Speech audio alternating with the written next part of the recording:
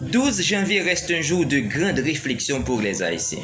On va brièvement en dire plus après. Cependant, c'est aussi le jour de naissance de plusieurs personnes, dont moi qui vous parle et certains de mes amis et collègues. Et j'en profite pour me souhaiter et leur souhaiter heureux anniversaire, happy birthday, feliz cumpleaños. Mais est-ce qu'il y a une coïncidence? Je ne sais pas vraiment. Quant à moi, je suis né un jeudi dans la matinée, selon ce qu'on me rapporte. Et un tremblement de terre est survenu ce même 12 janvier, mais un mardi dans l'après-midi vers 4h53. Bref, on se rappelle ici que c'était en une date pareille qu'un séisme avait ravagé Haïti, principalement le département de l'Ouest. Alors son épicentre était situé à une vingtaine de kilomètres de Port-au-Prince, la capitale d'Haïti. C'était bien 12 janvier 2010. Donc 12 janvier 2023 fait exactement 13 ans depuis que ce violent cataclysme a saccagé Haïti et a laissé plus d'un en désarroi. Selon les rapports, ce tremblement de terre était de magnitude 7 à 7.3, donc proche d'une bombe nucléaire de 5 mégatonnes, et a fait plus de 250 000 morts, plus de 300 000 blessés, plus d'1 million de sans-abri et beaucoup d'autres victimes. Plusieurs vies ont été heureusement retrouvées sous les décombres. Les souffrances étaient extraordinaires. C'était du jamais vu pour les Haïtiens. On en profite encore pour remercier celles et ceux qui ont apporté leur support aux Haïtiens durant ce moment de grande calamité.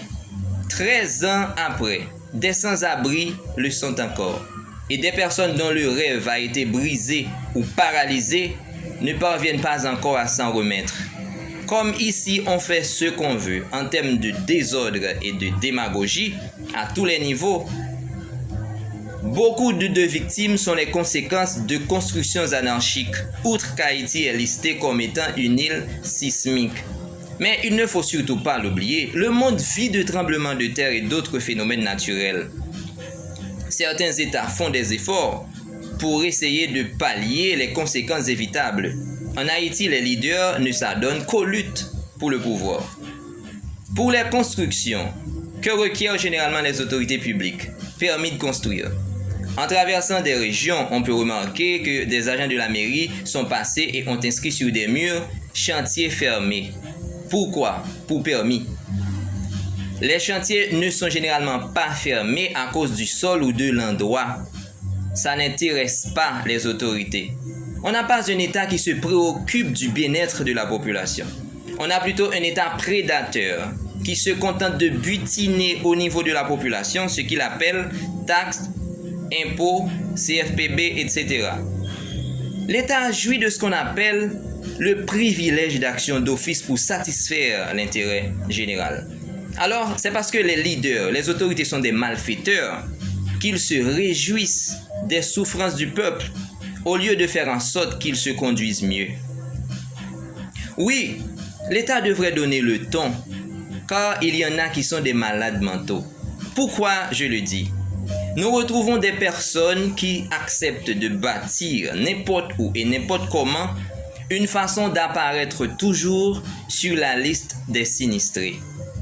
Là encore, il y a un grave problème pendant que je parle de malades mentaux.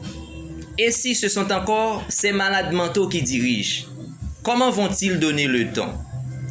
En disant bon courage aux victimes et affectés de ce séisme, je dois aussi dire aux Haïtiens, si un jour il peut faire jour, vous devez penser et agir autrement.